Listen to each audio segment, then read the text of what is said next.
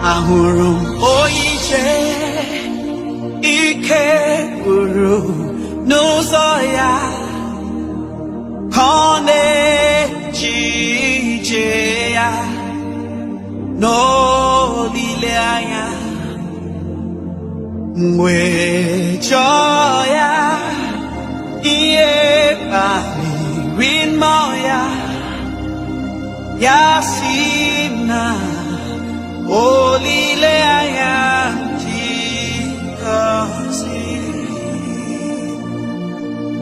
akụkaro ya niile abịa rụtali ọ na-agagharị n'ihe bụ niile n'elu ụwa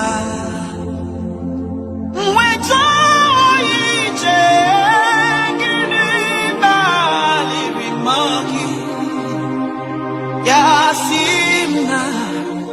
olile anya Jikosi na iru ya ka etosiri ọtụtụ nsogbu na echiche mgbe chọọ ya si gịnị kpaliri mmụọ ya o si na olile anya Jikosi na iru ya ka etosiri ọtụtụ nsogbu na echiche mgbe chọọ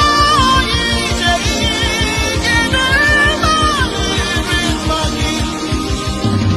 ya si na olile anya Jikosi